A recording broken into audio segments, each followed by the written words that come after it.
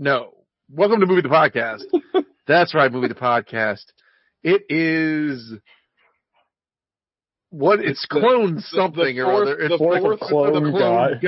The fourth of clone guy. And this is a special double feature edition. That's right. 2 for Tuesday on a Tuesday. Have we ever done that's actually a double feature Monday. episode? Me and Gogs did a couple during the Kung Fu month. Yeah, we did a couple of fight 'em ups, but you get a double up, well, one banger and one movie. We watched We did a cloned episode on Clone Month. Ooh, a chilling vision of things to come. We watched Duel, and we watched Michael Keaton, and Michael Keaton in Multiplicity. Yeah. The only joke in that whole movie that landed for me was the credits where they credited him like 6 times. I thought that was kind of funny. Yeah, we watched Duel, thing. The Riley Stearns movie, not Duel, the Steven Spielberg. Yeah. Right. That's a good movie too. Karen Gillan's Duel. And I also believe we didn't fight the boss at the end of Virtual Fighter, which also is named Duel, if memory serves. His name is Dural, and you know it's Dural. It's Dural, that's right. Since we're doing 2 movies, should we even do what do we watch this week, or should we just save that for next week? I'll leave it open to the room. Let me just tell you something real quick. I mean, we can just do it. It's up to. Let's do it. I do it quick. I watched 10 things. Oh my God! Cut yours in half, at least. Jesus Christ! Cut yours by 80%, and stop watching movies. Good Lord! Don't you have a family? You have a family in mourning. So 4th of July weekend, right? Yeah. And there was a whole lot of downtime for the kid. I was just I had Diablo 4 on one screen, and I had movie after movie after movie on the second. When you say the kid, are you referring to yourself? I'm referring to myself. Yeah. Oh, okay, right. I don't understand how you could play Diablo and watch a movie. I listen to music and podcasts while playing Diablo, but I couldn't watch a movie. Because he had a movie on that he's already seen. Oh, all right. All right, well, go, guys. Jesus Christ, let's go. Go. Okay. I'll just do this real quick. I'll just keep them to 2 words. The Suicide Squad, banger. Evil Dead Rise, total banger. The Hole in the Ground, a quiet banger. Quiet banger. I like that. Quiet banger. Sorority Row, shit garbage. Hold on. Time out. That's a 80s movie or no? No. It's like a new version of a 90s sorority slasher. It is awful. I think there's for some reason, I think there's a 80s movie that's got a very similar title. So this one, the bit is there's a prank that goes wrong and ends up in a murder, and then the killer comes back. I Know What You Did Last Summer styly, but they're killing everyone with a sharpened and modified, those 4-post lug wrenches you use to change cars with, tires with? Change cars? That, but one end's a knife and one end's not the worst. Honestly, not the worst idea. One end's it's some kind of makeshift roadside glaive. It's a glaive. You can pick that up at Harbor Freight. Yeah. My dad probably has. He loves Harbor Freight. He's gonna lose a finger. Their tools are trash. Their tools are trash. I like Harbor Freight because it's instead of buying one grinder, I can buy 6 that break instead of just buying the regular price one at first. Yeah, my dad bought a bench grinder. I'm like, your eyes aren't good. You're gonna lose them. This thing's gonna obliterate you. The Sorority Row, no good. It turns out I watched the movie so bad I forgot how bad it was. The Last Days of Mars, and I got to the 3rd act. I was like, "Oh, I've seen this. This is terrible." Smoking Aces, Sean Banger. Yep, except for the ending. The ending, notwithstanding. The ending sucks. The First of Last Men, artsy non-banger, kind of dumb. What the hell is that? It's called The First and Last Men, and the whole thing is basically a BioShock audio log, and it's just set to still images of weird brutalist architecture, and it's supposed to be a translation. Pause. Did Liz start going to Micah or something, and you're trying to impress her on some new date? No. It was on Shudder. That doesn't sound like anything you would ever like. All the words, I was stuck on my exercise bike, and all the words sounded like that. I was waiting for it to go somewhere, and it didn't. But conceptually, it's someone from 30,000 years in the future where humans have evolved beyond like the curve of what we can perceive are like calling back to us to explain what we did wrong, but it didn't go like 40K and it didn't go Dune. It just went like sad and mildly Norwegian. I love this fucking hardcore mindset there, and I was like, I will not be fat. I will finish this art movie. Yeah. So the first and last have you ever seen the La Jetée? The movie that 12 Monkeys. It's on the Blu-ray. No. Oh, you should watch it. I think you'd like it. What's better, that or 12 Monkeys? I mean, 12 Monkeys is better, but La Jetée is cool, but it's basically a slideshow that's like narrated, but it's still that's pretty. What this was. But it's only. But it's short. I think it's only 20 minutes long. This was 80 minutes. It was, oh God, that's too I was long. on that bike for a minute. All right. You should just make a movie version of those. You remember those? Did you guys have those storybooks when you were a kid with the 45 in the back of it, and you play it along? Yeah, absolutely. All right. What else? Okay, but we're almost done here. I watched Three Amigos. It was my wife's first viewing. That's a fun movie. Retro banger. And the last thing I watched was The Babadook. Have you seen that before? Banger. I'd never seen it before. Oh, I love that movie.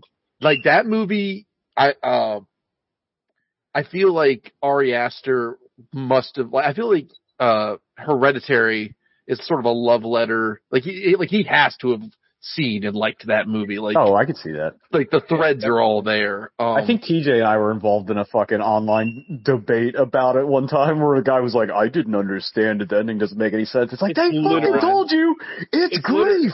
Like, they say it out loud. Honestly, my only nitpick of the movie is that they go out of their way to explain the metaphor, and I don't think they need to. Like, this guy was like, I don't understand. Yeah, I remember. No, it's that. it's really good.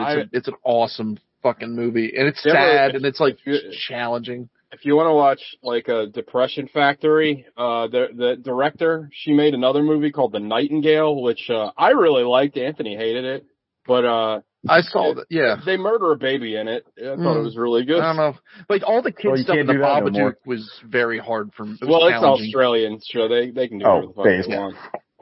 And then the only thing that happened is TJ and I took advantage of the law changes here in the state of Maryland, and then I ended up going down a rabbit hole and watching the entire Netflix documentary on American Gladiators. And that was I gotta tell you, it was really good. Oh, I haven't heard of that. Oh, Sean, you love it. It's awesome. Okay. Like and it's made by Jared Hess of all people. Oh shit. Yeah, it's really good, and it's funny because like I should have known all this stuff, but like. So they made a sports competition TV show, but they had no idea what they were doing, and there was like zero safety regulations. Like injured. Is it weird that I kind of wanted to fuck Zap when I was younger? Okay. Not at all. No. All right. No. You got to watch it, Sean. It's awesome. I'll definitely check it out. If you're an American Gladiator fan when you were a kid, this shit it's really well done. It's like I like 5 or 6 parts, and it's like I'll say this: it ends more uplifting than you would think. Like, I like the idea that you're totally unfamiliar with the controlled substances laws in Maryland, and you think they just lifted the ban on American Gladiators related media. like it just got declassified. Yeah, it's finally it got American Gladiators is available for recreational use now.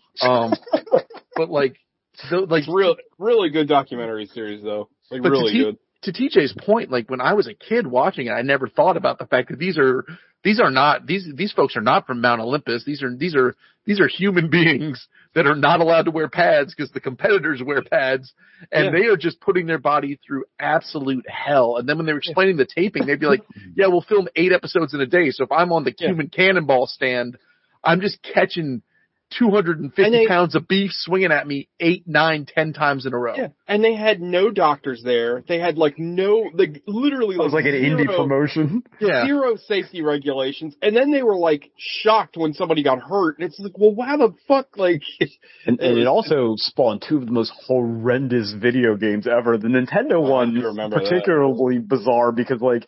At least the Genesis one kind of mimicked the show. The Nintendo one, they had like flying jetpacks and fucking real guns and shit. It was super weird. Anyway, recommend. That's everything I watched. All right, pass the mic. Alec. I only watched one thing. Good job, Alec. I know I watched more, but I can't think of what they were. So maybe I'll remember by next week. Okay. Well, I watched We're the Millers. And that movie. I love that movie. That movie's hilarious.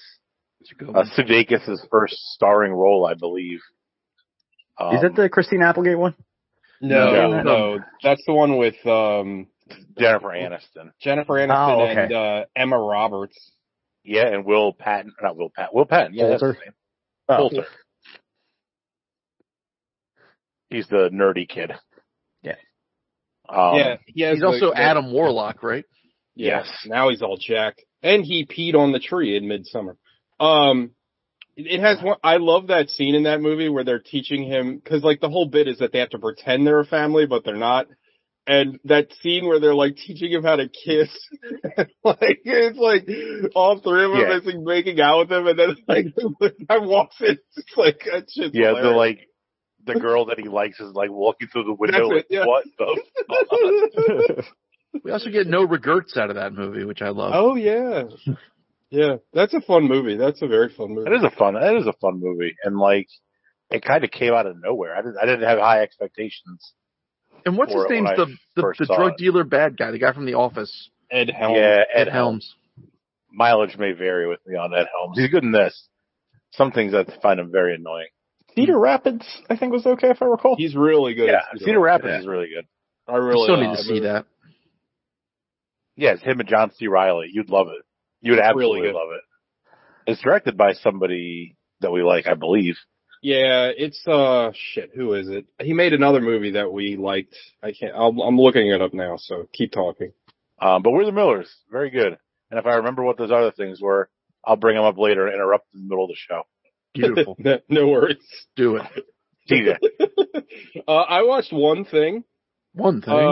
Also, I think the writer of Cedar Rapids wrote a bunch of stuff that we like. He wrote Youth in Revolt, which is a movie I think only I and Sean like. I'm pretty sure that is correct. But I love it. But I honestly don't remember it at all. That's the Michael Cera movie? Yeah, I'll go back and check it out. I think you'd like it if you rewatched it. Why did I think Cedar Rapids? I feel like there's something with Cedar Rapids that ends up, I don't know. I'm looking it up now, and the connection's not there. But anyway, doesn't matter. I watched one thing. I watched Across the Spider-Verse. Ooh. I loved it. I thought it was great. I definitely see Alex's point, because I will say if I had one complaint about this movie is that it takes a little while to get started. And then once it gets started, it kind of ends too fast. So the whole movie is just a point to set up the next movie. See, I slightly disagree with you there, because I feel like there's an arc to the movie. Like I felt like it was a complete story, but I wanted more. Like I think. Go ahead. Was it two movies that they just split? Like, did they make them at the same time? Is that the issue or no? No, I think they started production on it, but like there's a bunch of articles now that says that there's no way they're going to make the target release date, so it's not done yet. But anyway, I really liked it. And this does happen, you know, I kind of went in with lowered expectations because I was worried I wasn't going to like it, so maybe that went in its favor. Just like overall, the dating service from Mad TV. Lowered expectations. You know, for sure it didn't last that long, man. It made a lasting impression on a lot of us. Look up the Snickers sketch. It was all prime. That's why it didn't have like a slow start and fall off. Just everything bang. Yeah. Also, like 90% of the sketches you couldn't redo because they're either they're very racist. Artie Lang. His name was Jesus Christ, not Christ the Wits. Oh, that's just my white mama. I told you, give me some Newports and a tuna and cheese. Don't make me break my foot off in your ass. Anyway, Into the Spider, I really liked it. I thought it was like super. I liked it just like I liked the first one. I thought it was super creative. When you go to like the Hall of Ricks, but like the Hall of Spider-Man, I loved every minute of that. I mean, I guess it's a light spoiler, but like Scarlet Spider is in it. Oh, shit. And he's literally drawn like a Tom Lyle drawing from the 90s. Like he literally, like it looks like Does he have the hoodie or the crop top and all that shit? Bro, he's got the whole thing. Like, he literally looks like you tore him out of the pages of the Clone Wars. And Andy Samberg does the voice, and he talks like this, and he's very 90s. And it's like, I'm sorry, it just killed me. Is Spiders Man in it too? I don't care if it's a spoiler. Okay. The one from Marvels. Or, what the hell is the name of that? Or Earth X. That's what you're talking about? No. The one where it was from like a newer book where it was like 1,000 spiders that are pretending to be a man. They're all just like piled up on each other. No, I don't think. I don't know though. You could, like when the Blu-ray comes out, you can literally pause the scene and there's like hundreds of Spider-Men. Like there's more than I could ever know, or you know what I mean? Like there are more Spider-Men than I think actually exist. Like, yeah, it's doing insane. Just like weird ass drawings of. Well, I read an article the other day that was pretty funny where they had an idea where one of the Spider-Men was literally going to be a Toy Biz figure that was held by a human hand. I was like, that's kind of funny. That would have been awesome. But overall, I don't know, man. I really enjoyed the movie. Like I said, I did feel like there was a beginning, middle, and end. When it was over, I wanted more, but I thought it felt like a complete movie. But I liked all the Gwen stuff. I thought they did a good job with the Miles stuff. There's like a slight like twist on Miles that like makes him interesting, and it kind of plays into his kind of outsider feel and how he feels kind of an outsider to everyone. I don't know. I really liked it. I'm looking forward I'm looking forward to it coming out on like home release so I can watch it again, and like I enjoyed it. I thought it was pretty good. Not as good as the first one, but like that's the kind of an impossible standard to live up to, I think. But it was really good. I really enjoyed it. I think it's a worthy sequel.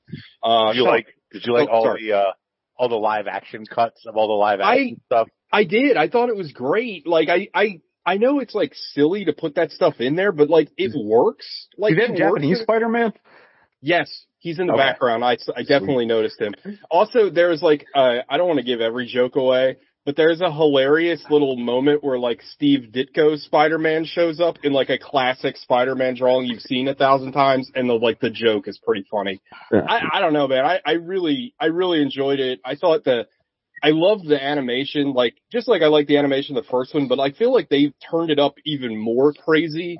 Like every time you see Spider-Punk, there's just this big giant yellow rectangle around him. Like he just looks insane. Also, he's the best character in the movie. He's wonderful. Yeah, Spider-Punk's awesome. Because it's what's his name? Daniel Kaluuya. Isn't that him? Daniel Kaluuya. Yeah, he's great, and he's really good in the movie. Also, like he is he British? Oh yeah, he's definitely British. Okay. He's in all the Jordan Peele movies. Yeah, but he's never playing a British guy. He was a British guy in Black Mirror. He's in that one episode of Black Mirror where they're like have like the social scores on the bikes. Oh yeah.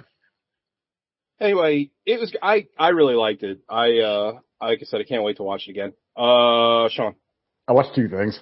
Oh my god. Yeah, I watched the first 2 seasons of Stranger Things. Wow.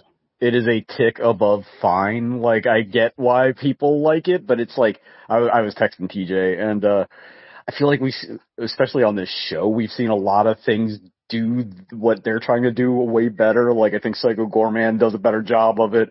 I think Paper Girls, the comic, I haven't seen the TV. I think that's done a better job. I think Turbo Kid does a better job. Like, it's just nostalgic in, like, set decoration, but it doesn't really, like, maybe I'm wrong, but I don't feel like it really has anything to say about the time period, and I'm not expecting it to be this deep rumination on the rise of neoliberalism or anything. Right. But it's just kind of, like, bleh, and the effects, like, look really bad, and that show's not that old, and I don't feel like I know anything about the kids, like, at all, like, except for 11. The kids are just kind of there. And then I started the 3rd season, and, like, I don't know if it's a writer's issue or, like, the whole cast had a lobotomy between seasons, but they're just real dumb all of a sudden. Like, what's his name? Hellboy. Why can't I think of his name? Oh, David Harbour. David Harbour is, like, a total boob at the beginning of the season, because now he has another daughter, even though he had a daughter before. But now he doesn't know how to act all of a sudden. I don't know. It's fine. And then I watched Guardians of the Galaxy 3. Oh, excited to hear this. I loved it. I thought it was really good. Yeah. All right, good, yeah. I think probably because it's so disconnected from the Marvel shit. Like, I didn't feel like I had to have a compendium. In fact, the only thing that didn't work for me that well was the Nebula, or not the Nebula, but the Gamora storyline. And I don't think the movie's super interested in that either.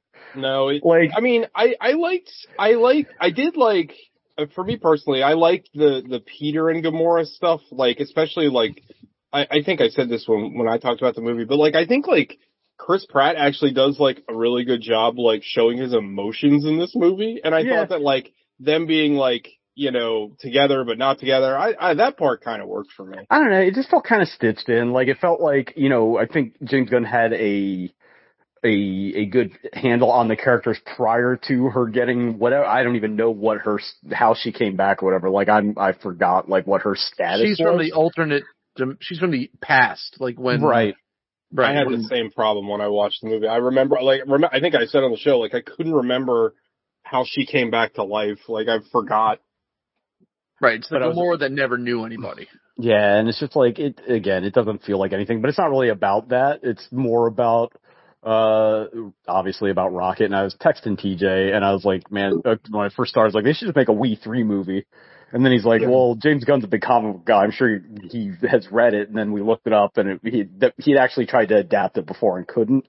Yeah. So this is like a stealth adaptation of that book, which is really good if you like want to be sad for a couple weeks.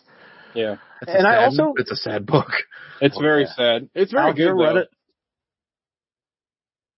Alec? I'm sorry. Oh. Have you ever read We 3?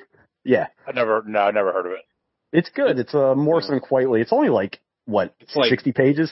It's very short. And there's no dialogue. It's a graphic novel. It's a graphic novel, yeah. Yeah. No, I wouldn't recommend. No, come on. I want to say there's almost like no dialogue in it. Like it's very little. Yeah. And I do like that they don't, like, there's no status quo at the end. It's over. Yeah. You know what I mean? And they can regroup and do whatever they're going to do, and Star-Lord will return and all that other horse shit, but it's just like, it's done now, and like, I like that. The worst thing would have been, it's really good. It's on the Plex, man.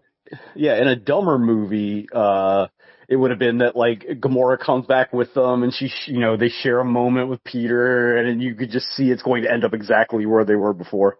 Yeah. Yeah, no, I agree. Did you like all this stuff on the weird, like, alternate Earth with all the, like, animal people? I thought that was a lot of fun. It was cool. I thought the High Evolutionary was a lot of fun because that concept sucked. Yeah. In, like, when you go back and read those books, I know they were from the Hokey age. Oh, I know. But, like, I'm gonna make these giant ducks. Why? I don't know. I evolve stuff. Yeah, why? Just cause. He's like a really... I'm not a doctor. He's a very confusing character. Like, but that actor, the guy from Peacemaker too, he's really good. Like, I thought he was great in the fucking movie. And the movie's real A+ villain. Oh, 100%. One of the best, like, I would say. Yeah, and he didn't need, like, he wasn't like Loki, where you needed, like, 6 movies to really establish him as a really great villain, or, like, a good one-off. And the movie's real gross and dark still. Like, it's still a very James Gunn movie. Like, the fucking rabbit is horrifying. Cute, but, like. God, yeah. I'm glad you liked it. I thought you would. I had a feeling you would like it. Yeah, there's really nothing not to like it. And Batista's that one moment where he's like, are we still pretending to be Mad Mantis, you asshole? Like, I just couldn't stop laughing. He was he's been good in all of them, but, like, he's really good in this. Like, I thought it was really cute when, like, you find out, like, what his thing is. He's just an idiot and he's good with kids. Like, I don't know, it's kind of sweet. Like, I love that he doesn't have, like, a gay panic moment when she's like, you're madly in love with him. And he's like, hey, how you doing? He's like, hi.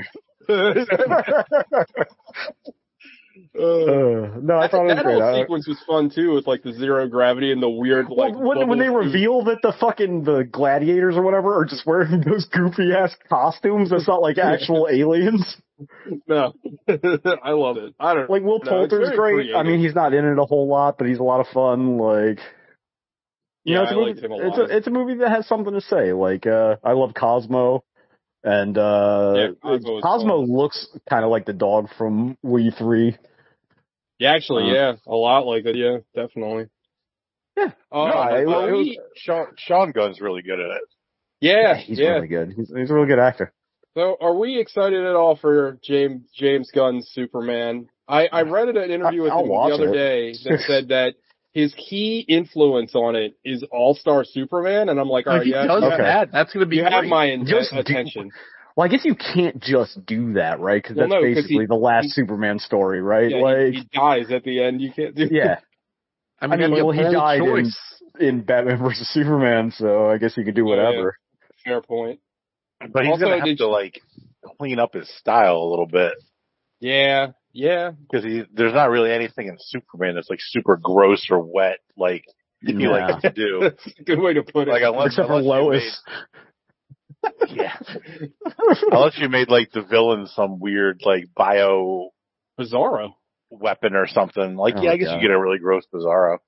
Bizarro would be cool. I mean, Bizarro is in All-Star Superman, so like Brainiac, but it's just like Krang. Like, I mean, it's gonna be Lex Luthor, right? Like it kind of has to be. I feel like it's like the Joker. Like it's gonna be Lex at some point. You know what I mean? I feel like, and I don't think it necessarily should be. I just feel like that's just what audience are programmed for. Even though Superman has like a million like. Make it fucking DJ, what was the Authority analog that you remember that Superman arc they did where it was like what's so funny about True Justice in the American Way where they kind of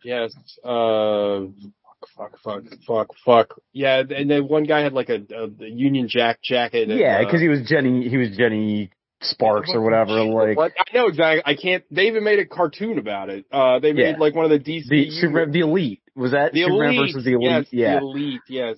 Yeah, but I think you'd have to like have a working understanding of like the Authority for that to make a whole lot of sense. But I guess you could do something. I don't know. Who knows? It's gonna be bad. I mean, I don't know. Also, did you guys see the guy they cast to play Superman? He literally just looks like he looks like a thinner version of Henry Cavill. Like he looks exactly the same. Like if you put both their faces next to each other, you'd be like, wait, is that not the same guy? It's kind of hilarious. I just love the idea of Henry Cavill screaming at some like 19-year-old production assistant because Geralt of Rivera doesn't walk that way or whatever, and then going and doing the worst acting job anyone's ever seen. Right. Yeah. Like apparently he's like a real loon.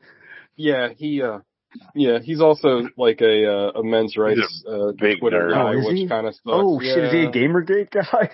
No, but he's said some things, and it's like, all right. Dude, how good would that be if fucking Henry Cavill does Spotlight for Gamergate? Like he's just trying to track down Zoe Quinn.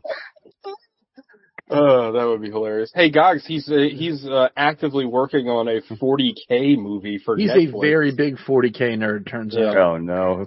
All right, there's a 20% chance he's a Nazi. Yeah, I mean, I feel like since I've been starting to play 40K, I feel like the plight of men has not been. You know what's funny? Like, I want to say like 6 months ago or something, apropos of nothing, I texted TJ, I was like, isn't it weird that Gogs doesn't do Warhammer 40K? I feel like that's something he'd be into. Yeah, it's funny. It's the next logical step. Yeah. It's Pringles. It's the next logical step for you. You don't want none of this shit, man. All right.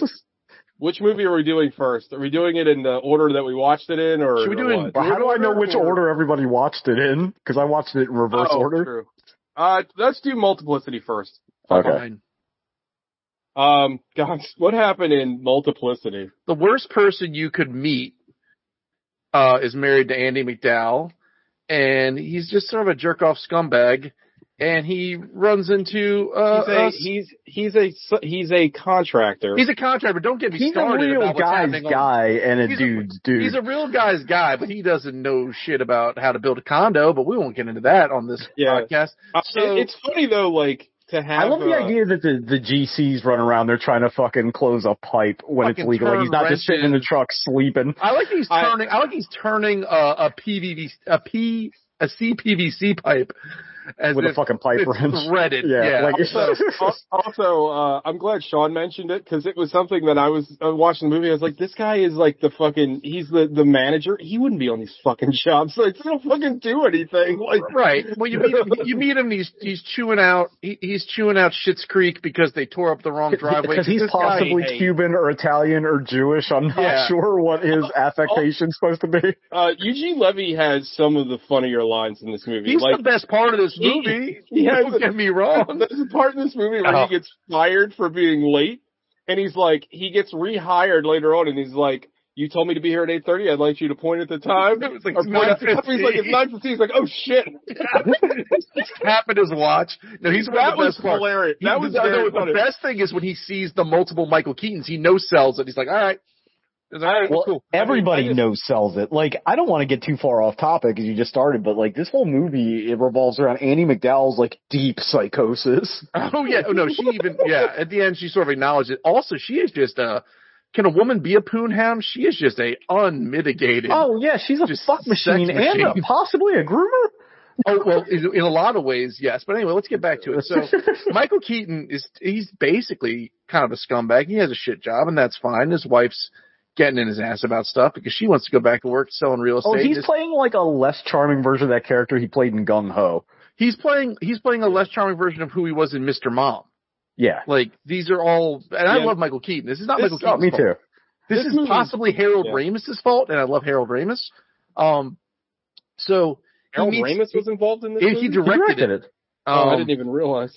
So his boss so Michael Keaton's a piece of shit. His boss is a piece of shit.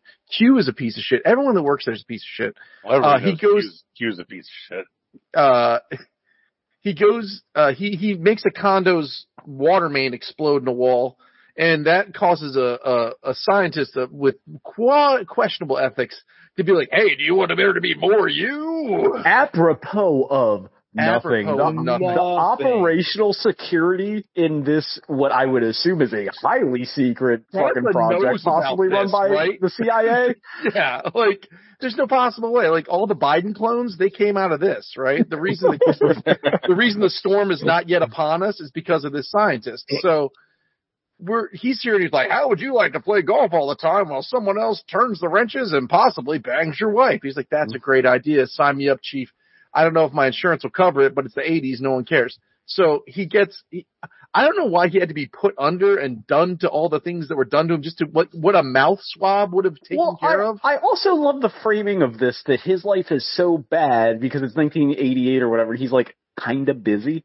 Like that's his great. Because he has to pay attention to his kids every now and then. right. Yeah. I mean, he's being a real gox. Hey, you know what? It's hard sometimes. I wish there was one. No, I don't. The guy that watched 10 movies. Yeah, I'm on my exercise bike watching a fucking slideshow, but refuse to stop doing either.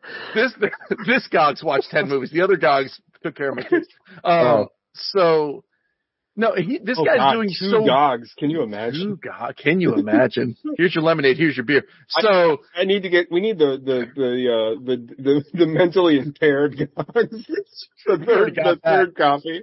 It would be easy because we wouldn't have to give him numbers. We'll just use all his different names. And this is Drew, and then this is Vance, and then this is Gogs. Like, so we'll always know which one's which. That line is one of the lines that I remember from this movie. It's like, you make a copy of a copy, and it's not quite as sharp as the original. I still remember that line before it. I've seen this movie like 30 times. Oh, this is my first viewing. I've never seen this movie. Yeah, I've never seen this. I always thought it was. I don't know. It always looked weird to me.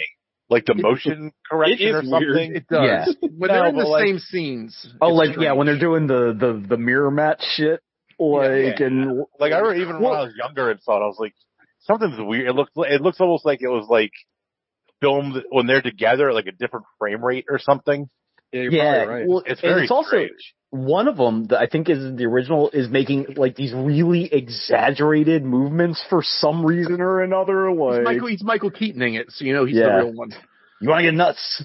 Let's get nuts. So anyway, Michael Keaton, he gets put under. All they need to do is just like take one of his like hairs and put it in a tube, and then it makes. And this is a horrifying idea. Oh, the fucking injection molded Michael Keaton. Well, no, it makes a full blown copy of you with all of your memories and thoughts. So unlike the other movie that we saw, which is like your copy that you need to teach how to be you, this is a shot for shot remake of the original Michael Keaton, except in this version there's a gay one, and then there's a ultra cool. I'm glad you brought that up. Quick, remind me to bring that back up, or when you get to.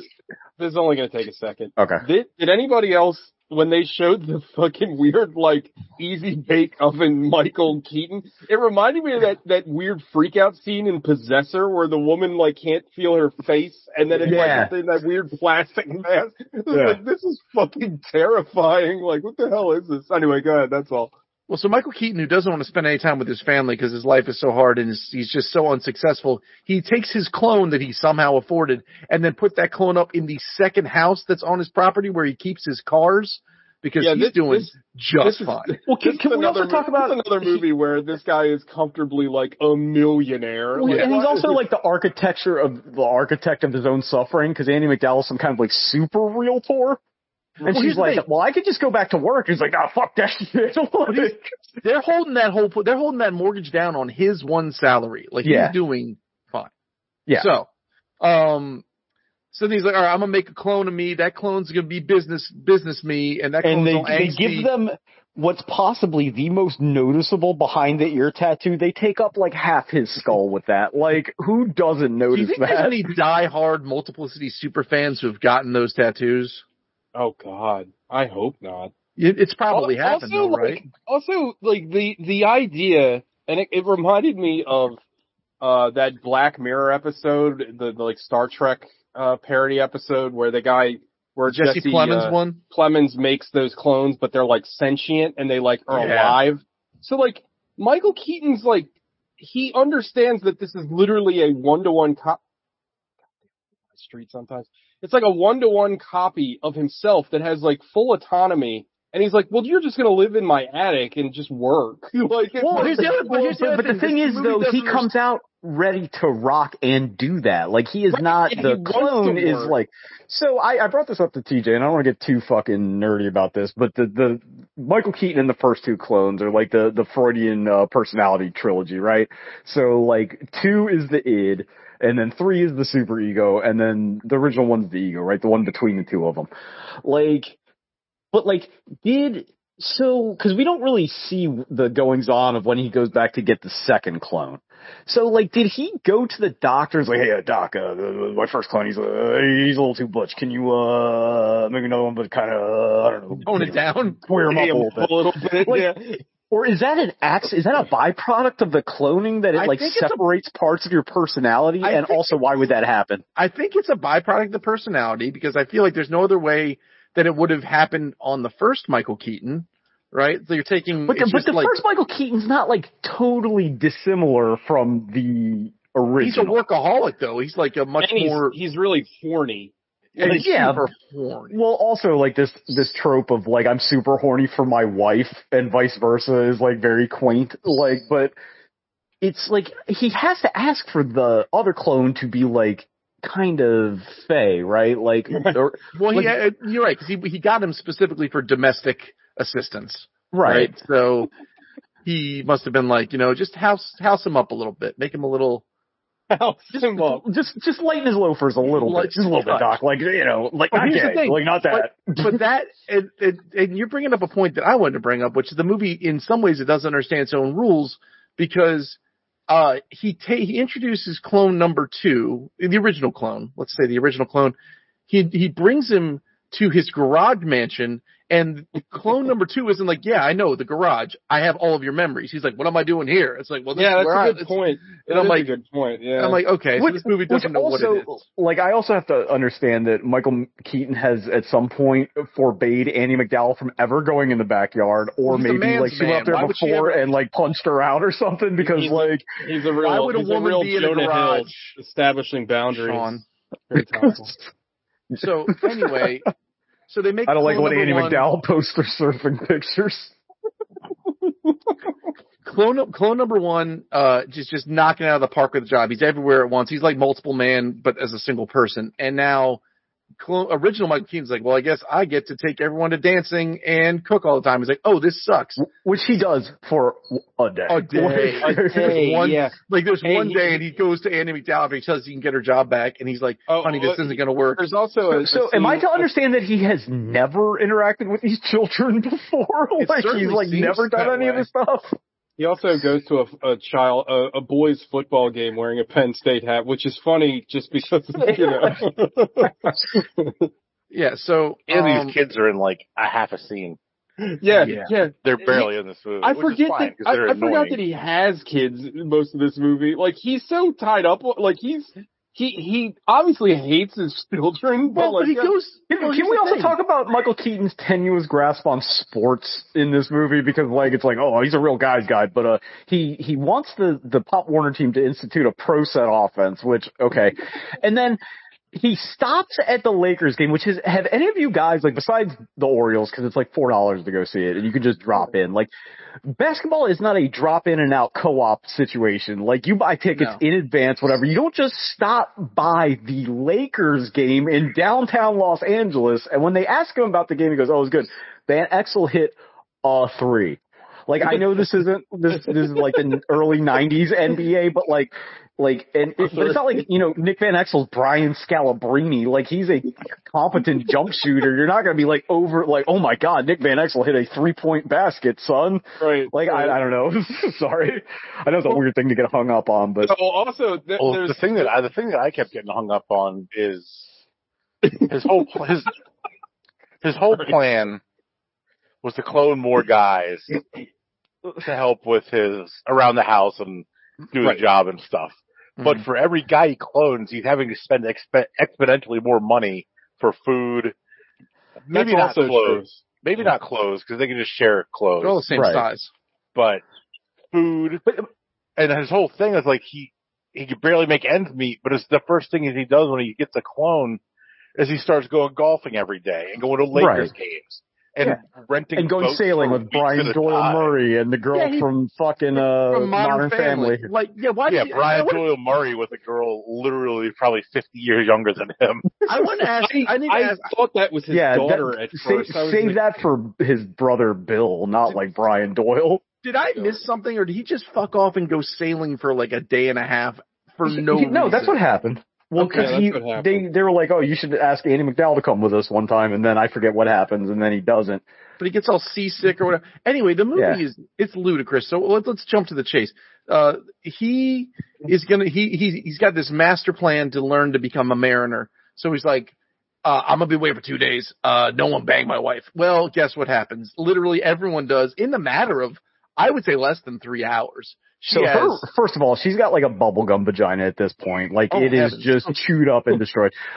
Second of all, like this begins to really notice Andy McDowell's like serious mental issues because like she has sex with him 3 times. We're to presume they haven't had sex in like 50 years, like every married couple in this era, right? They have sex 3 times within like Gog said, within an hour at least.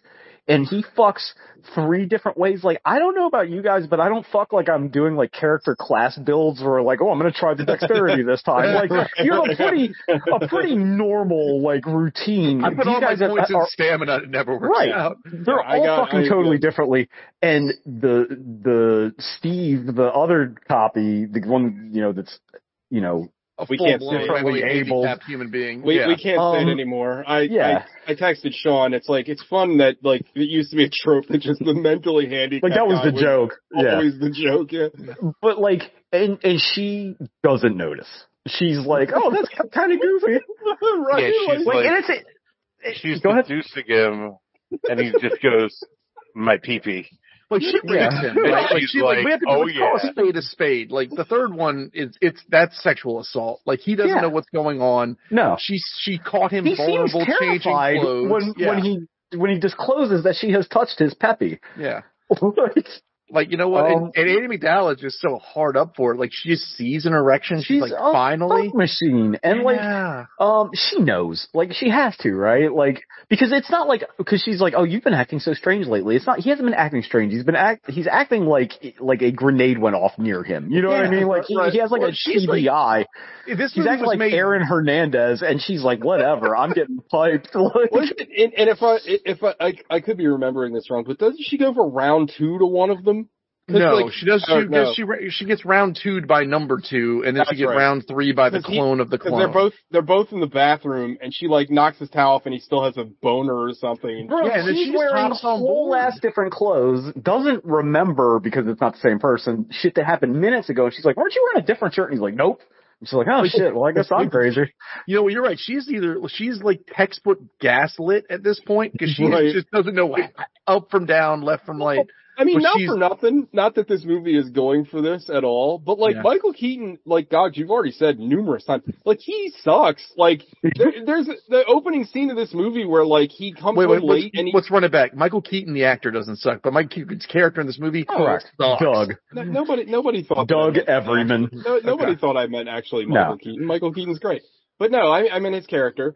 But anyway, that scene, like towards the beginning of the movie where like he comes home late and he decides to eat cereal, weird. Done it. And, like, love it. Been there, yeah. Cereal's delightful. I love cereal. I'll eat it right now. Fruity Pebbles, bitch. Like, I never buy cereal because I can only eat it in units of a box. Like, I can't just have like one serving. But anyway, like, he eats the cereal and then they get in an argument. This is when she says she wants to work again, and he like screams at her, and then he's like, call the exorcist. I didn't know where that came from. Like, he's obviously, like, kind of abusive and shitty, because, like, that's I'm sorry, Kevin Nealon, baby. He's unlikable. Like, no one in this movie is likable. No one in this movie is likable. Yeah, Michael Keaton's character it's an odd main character. It really is. Like, I don't bad for him the whole time. If anything, this is another one of those movies where it feels like it was written by a guy who is moderately well-to-do, if not well-to-do, that has like these minor inconveniences, like things Mitt Romney huge ass problems. Movie. Yeah, hey Mitt, what's your favorite meat? Hot dog. The guy that wrote this also wrote Animal House. Strangely enough, I love Animal. Tracks. Oh wait, stop. Is his name Doug Kenny? No, his name is Chris Miller.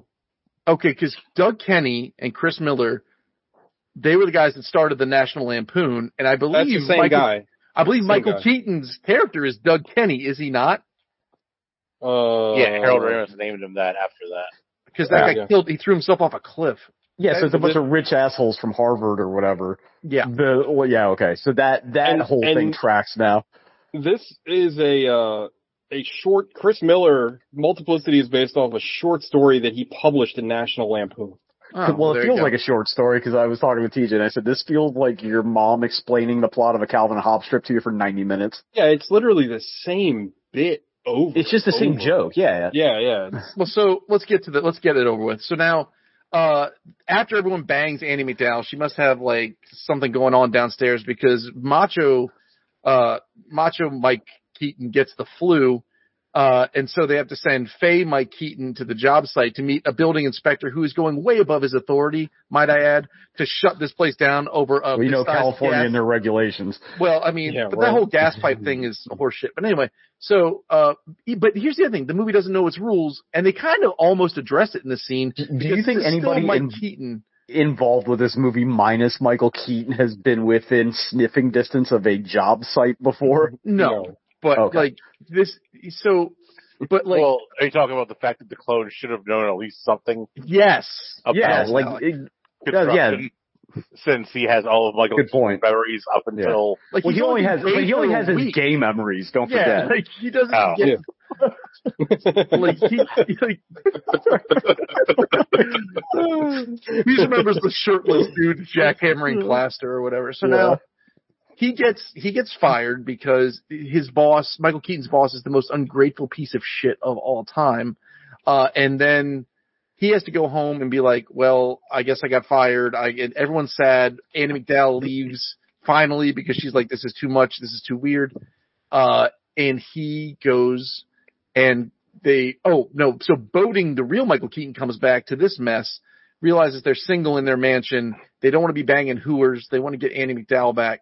So what do? They rebuild the whole house he always planned on doing in his Go ahead. Okay, so this is where Andie MacDowell's fucking lunacy comes full force. Like, this is the house that she wanted. It is built like a fucking house in What Dreams May Come. It's like, it makes zero sense. Like, there's just this blue tiled wall to nowhere in the middle of the fucking dining room. The backyard is obviously a set. She was like, you know what I'd like if my backyard looked like a cheap movie set. Like, it is like insane. And then they walk past these built-ins that he made that are chock-a-block full of fucking dishes and knickknacks, so I think she's also a hoarder. Yeah. The place is a mess, but it's a mess with a patinaed copper fire reveal. So and the ugliest kitchen you ever seen in your entire life. Oh, it even is. For the 80s, it was fucking horrendous. It's trash. So she takes him back, and he sends off 3 full-blown self-actualized clones of himself off to Miami. Which she sees. She looks out, and maybe you can go, okay, the one with the goggles and the hat, maybe she doesn't notice. The other 2 are literal genetic clones of her husband at the same age, and she's like, well, I just see him everywhere. Like has she totally dissociated, or like what is going on? Cognitive dissonance. She is lost. She should not be around children. She should not be operating a vehicle. This woman, the rest of her life, and you know what? She'll be chasing the dragon of that 3-night, that it's like the Dr. Manhattan, the good version of the Dr. Manhattan 3-way. Yeah, like she'll never find that again in the OG. Instead of like building his fucking uninterruptible power source, he's sailing with Brian Doyle Murray. He's like, I'll just leave these fucking loose cannons alone. Also, there's no follow-up with the doctors or anything. No, what's funny is the doctor is so immoral that, like, one of the clones went back to the doctor. He's like, yeah, he's into making a copy of a copy for science. Yeah, he didn't give a fuck. Yeah. He was like, okay, you're just going to turn loose. Yeah. They should have made the doctor an ex-Nazi. Like, they should have just gave him a German accent. Not into it. Yeah. Also, we didn't talk about it, but some of the doctor's assistants were also clones. That is correct. Or they appeared to be clones. Yeah. There is so much horrific shit going on in this movie that is not addressed because they just have to go like, hey, wouldn't it be funny if part of me was real straight and part of me was kind of gay? It's like if you could rewrite this movie and turn it into like a Black Mirror episode. Like there's like unintentional horror going on in this movie all over the place. Can you imagine being brought into this world as a fully actualized version of yourself that can't tell that you there's no distinguishing. You can't even fuck your own wife. Right. Well, it's a nightmare. It's a nightmare. If this whole movie was shot from Clone 1's perspective, it's a horror movie. Well, and it's more interesting. It's kind of an interesting movie. Also, Clone 1 is a fucking dickhead because Clone fucking 2 and 3 are about to get some fucking strange, and Clone 1's like, no, like they were about to get fucked. Like, wait, no, that was the OG. OG was the both of them were there at that point. No, that's what I'm saying.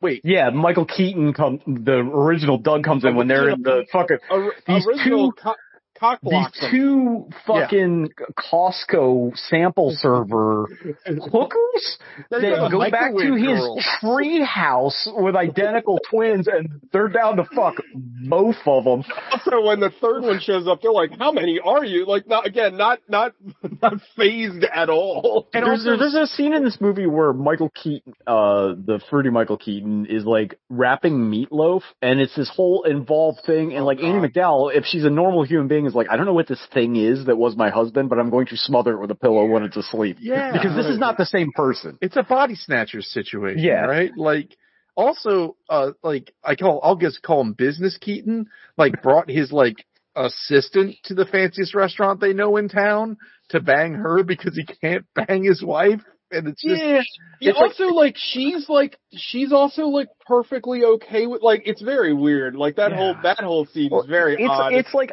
I don't know what I was looking up if turtles had feelings the other day because I'm at that phase of my life.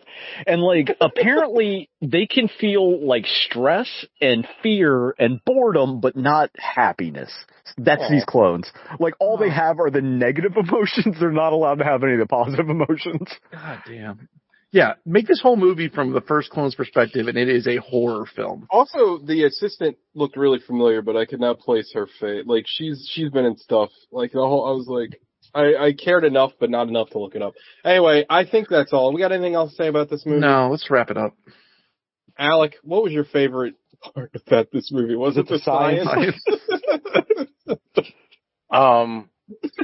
No, my favorite part was seeing when the clone is drinking the Coca-Cola and see it being nostalgic for those round Coke bottles. Oh yeah. Those stupid flared ones they have now. Bullshit. Yeah. Him just chugging that 2-liter. I was like, oh god. I used to do that. Oh. Yeah, and Michael Keaton's like bribing him with it to find out if he slept with his wife.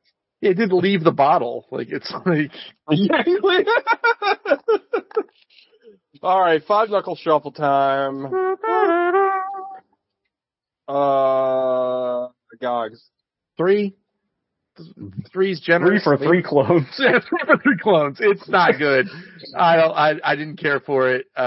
Everyone's utterly unlikable. The plot is ludicrous, even for a cloning movie. It's not my cup of tea. I feel like it's been held in I feel like our collective, in the zeitgeist, it's held in some sort of regard, but because we just love Michael Keaton. Yeah, I guess that's gotta be it, right? But it's not particularly good. No one's good in it. And it's dumb. And if it was the horror movie that we keep talking about, it would have been a better film, and Michael Keaton would have still been gold in it. Sean. It's also a 3 for me. It's bad. I like Michael Keaton, but it's the movie weirdly has no stakes. I was telling, I guess it must have been TJ, that you could make a really dark version of this movie right now where all the clones have to get shitty gig work jobs just so they can afford their apartment. You know what I mean? Right. That they had real problems. But his problems are so non-existent that nothing amounts to anything, and I forget who said it, it's just the same gag over and over and over again, and it wears thin pretty quick. Well, yeah, his problems amount to nothing,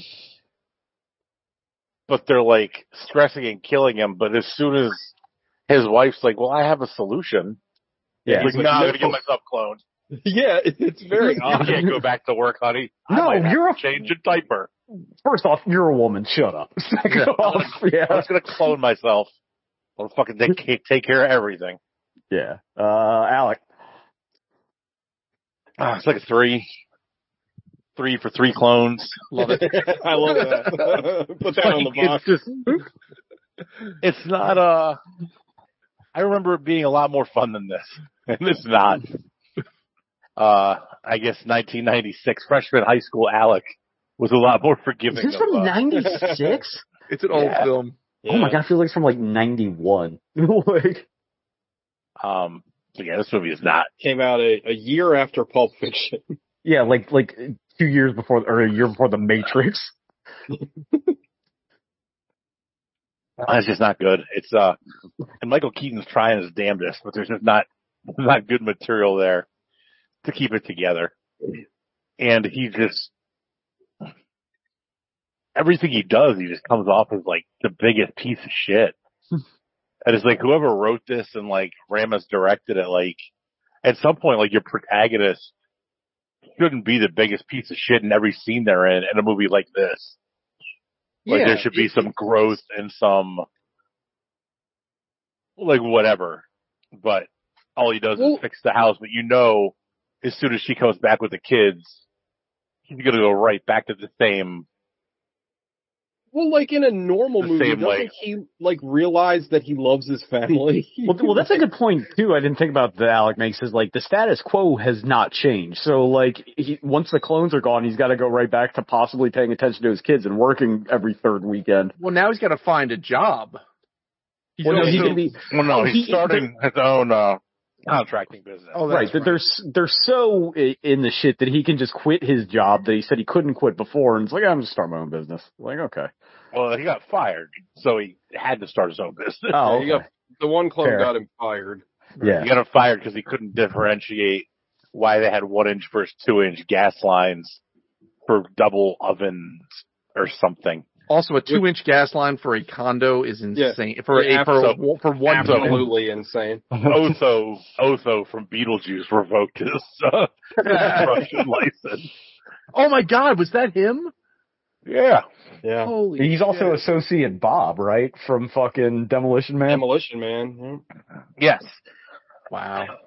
Both much better movies than this. Shout out to Associate Bob. Chef's Demolition Man. Simon Phoenix for life. Me. I'm not gonna rock the boat here. It's a 3 for 3 clones. This movie sucks. The only thing good came out of this movie is the Treehouse of Horrors segment on The Simpsons that made fun of this. That was really funny. If you guys remember that, where they made a bunch of homers. You don't remember that? It's really funny. I don't remember it being a play on this. Yeah, that's what I'm saying. That. I do remember that. That episode. I don't remember it being like a multiplicity thing. Oh yeah, it was. I think it's called like Homerplicity. But anyway, this movie's awful. It's not funny. I don't understand like the morality of this movie. Like it's like Alex just said. Like he just hates his family. So like I said, in a normal movie, doesn't he like learn through his trials and tribulations that all this is for nothing because he already has like a great life? And like, right, it should be, It's a Wonderful Life in him, right? Well, and it's one thing if like the movie is written like a black comedy and like he's like, I feel like, so the way that we've all viewed this character as a piece of shit, I don't feel like the movie sees him as a piece of shit. No, maybe it's a hero. Well, that's just it though. Like, no, because it's all boomer shit. It's still like, oh man, I gotta fucking watch the kid and like be a man of the '90s and blah, blah, blah, like it's that meme that's everywhere now. It's like a boomer comedy, like ha ha, I hate my wife. Like, yeah, and then this guy just going, yeah, it's just really bad and it's not funny and like again, it's just, it's like it's almost like meta because. You know, it's about clones, right? They keep cloning, they make the same thing, they make the same joke over and over. Like, again, like, that's not intentional, but that's what they did. Is that Harold Ramis's purpose? I mean, maybe. I think I'm doing a little too much work for the movie, but I could see some weird asshole, like, film nerd, like, intellectualize this movie. Whoever said this was a short story that got adapted into a movie makes total sense because, like, it's not interested enough in exploring the themes to extend it beyond, like, an 8-page gag story. Yeah, and that's what it is. But yeah, like, it's really dumb. Like, I don't like it. It's not funny. Like, my favorite parts are when Eugene Levy shows up for, like, 2 scenes. And also, did anybody catch the guy that's the waiter at the restaurant? He's also a Christopher Guest guy. He's in all the Christopher Guest movies. He owns the theater in A Mighty Wind. He's the announcer in Best in Show. Yeah, he's the other announcer. Yeah, he's in all the guest movies. Yes, I remember you said that last year. I love that joke. Which one's your running back? Which one's your wide out? Who's this? Oh, this the fastest. Oh God. R.I.P. Fred Willard. How much do you think I could bench press? All right. So that's Multiplicity. I'd stay away from it. It's not very good. So more like Multiplicity. You can pause the show, take a quick intermission, get a drink. We're going to get into our second feature film, and that is Duel. Gogs, what happened in Duel? Oh, so in this movie, let me hold on to your butts because I got a wild idea for you about a film. A clone is made of a human being, but in this one, it's good. So. You're introduced to Karen Gillan's character, who is living. Go ahead. That's not how it starts. It's not. No, it starts. Sorry, it starts on a soccer pitch, I believe. Somewhere. It's America. You could say a field. Yeah. Is it America? Yeah, I read about it. It's supposed to take place in America. Oh, the whole thing takes place in America. Yeah, it definitely takes place in America. He filmed it in Finland. Due to COVID restrictions, because they had a much better handle on COVID, and he could do more, so he filmed it there and just didn't bother like getting anybody to try to hide their accents. Right? Riley Sears is the key. That's a guy. So he was just like, "Fuck it, it's America though." All right. So the movie opens at a soccer field, and you're introduced to this guy who's got like. He's got like these weapons in front of him, like what the hell's going on this table, and then the sheet drops from behind him, and next thing you know, there's fucking crossbow bolts a coming, they're fucking slamming through the table, they pierce him in the shoulder, he takes some garden shears and like lops it off, and then he goes like full William Wallace and like hard charges at whoever his assailant is, and just ends that dude. and you find out that was a clone. Well, it's important to note that this is in front of a crowd. A televised audience. There's an announcer there, and once the guy murders the other guy, who I don't think you actually see at that point. You don't see the guy he murders, right? Yeah. Oh, you might see him when he stands up, like you see his face is the same face. The announcer is like, "Who are you?" And he's like, She's like, "Are you the clone of the original?" And he says, "I'm the clone." And that's the start of the movie, which, in my opinion, great. Oh, it's amazing. Open. Yeah. So from this point on, that guy, Theo James, who I would have bet would have been a megastar when he first came out a few years ago. What was he in? I don't recognize him. He was in, do you remember those movies? They're not the Hunger Games, but they had Shailene Woodley. Divergent. The Maze Runner? Divergent. Oh. No, I remember Divergent. You love those movies. The Divergent ones are terrible. I thought you liked those. But he was, no, I like the Maze Runner. I thought the Maze Runner was YA stuff, like, broadly, right? Like, you don't hate that shit. I like a lot of it. I've grown up now, though, now that I'm finally in my 40s. Yeah. I don't read any more young adult. Young adult Alec, when he was in his mid-30s. He's jacked. He's handsome. He's a good actor. Like, I would have thought he was going to be a megastar. But I guess I was just wrong. In the first 4 minutes of this movie. Yeah, but he's in a movie called, well, it's based on a British TV show called The In-Betweeners, which I thought was pretty funny. Oh, I heard that was good, yeah. It is good. He's in one of them. They made a couple of movies, and he's in one of the movies, and he's good in the movie. Sorry, Cox. No, you're fine. Shout out Theo James. Shout out Theo James. But this movie does, like, so in the first 4 minutes of this movie, right, you get what it's about, right? You understand the stakes. You understand what's going on. You understand table setter, like, scene. Like, you understand the dual meaning of duel that's going to happen in this film. Yeah. So now you're introduced to Karen Gillan, and she's living. I'm kind of glad we did these movies back to back, because it's the that's how you do from The Simpsons, where you smack the fucking kid in the back of the head. Yeah. It's a door. Use it. So now, why can't you love Edison that much?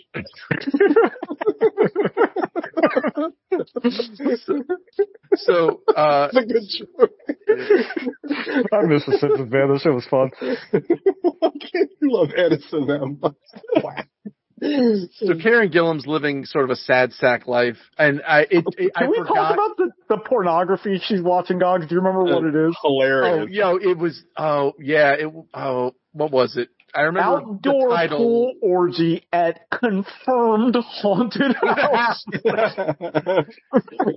Like I forgot that Riley Stearns did The Art of Self-Defense, because everyone's giving that very stilted, like it's like very it's like hyper realistic, but it's also completely surrealistic, like performances. I forget if it was you or TJ or Nate that said it one time talking about these movies, and I think it was Yorgos Lanthimos movies too. It sounds like they're reading a technical manual, like whenever they talk. That was me. It's one of my favorite things I ever wrote. I said it sounds like the highest compliment I could get is that they sound like they're all an instruction manual, and like, but I mean that as a high compliment. This is very, I feel like even more than Art of Self-Defense, like they're even more stilted in this. Well, I think. Well, Karen Gillan she's very good at that with Nebula. And she's very good with that in. Oh shit! I didn't realize that was the same person. She's very good in that in the Jumanji movies. Like her character is also like a lot of this, so she plays that well. Watching this movie, I was like, I wonder if he picked her because of Nebula, because she's so like robotic and stiff. Like I was like that because she plays it so well in this movie. Like that's the character, right? Like that's the way this whole world is. We gotta let everybody know. Big compliments to Karen Gillan in this movie. She is awesome in this movie. So she's like a long distance relationship or whatever with her boyfriend. He's away on business, right? And so she's like all sad, and then she just goes full exorcist and just erupts blood in the middle of the night. Most hysterically bloody cough in movie history. You're skipping like a very pivotal scene, which I really liked. So like she is Well, it does to piss off Sean for a second. It does the Brunwell thing where it cuts to a scene where you're not sure that it's a dream or not, where she like is at a breakfast with her mom, and then she starts eating these pennies, which is like a really fucking disturbing scene, and then you realize it's a dream, and that's when she's like just blood is everywhere. Like this poor thing, it's a whole thing. It's all malaise. Like this whole thing's just malaise and just boredom forever. Right, Jimmy Carter, the greatest monster. So she's ill. So she goes and sees the doctor. And the doctor, this scene's amazing. She's like, you have a 98% hold on. You're skipping all the good parts. Okay. The part where she goes to the emergency room and she's like, I need to see a doctor. And like the person up front's like, well, is it an emergency? And she's like, no. And then immediately just vomits like 3 gallons of blood. And she looks at her like, I thought you said it wasn't an emergency. So the doctor's like, yeah, you're going to die. 100%. Is like, well, it's 98%, but there's 2% error. You're going to die. Nothing is sure in this life except for this, which is 100% sure. So she goes, allow me to give you a baseball analogy. You've been throwing a curveball. A curveball is a hard pitch for the batter to hit. Although in this situation, you're the batter and you don't have a bat. So there is no chance you will hit it. It's pretty brilliant. So then the doctor also is like, hey, nowadays we have this thing that, for the sake of the family and your loved ones, there's cloning. So you can get cloned and your clone will spend some time with you and learn who you are and learn your loved ones and they will be you, which is also kind of a nightmare if you think about it. It's so dark. The idea, and the only, just to be clear, the only people in this world that can be cloned are people that are going to die. Yes. Yeah. So the idea is that the clone will alleviate your family of their grief. Like they won't. Like, I'm sure we've all been in the situation where we had a pet that was ill and dying, and like, it's like, I'm sure new jazz, we man. had to have thought about it. Yeah, basically, it's like, if I could get a clone, would I? Right. You know what I mean? Apparently, somebody famous, I want to say Barbara Streisand, legit does clone her animals, which is fucking insane. But anyway, yeah, she also sleeps in a nude in an oxygen tent because she believes it gives her sexual powers. That's a half truth.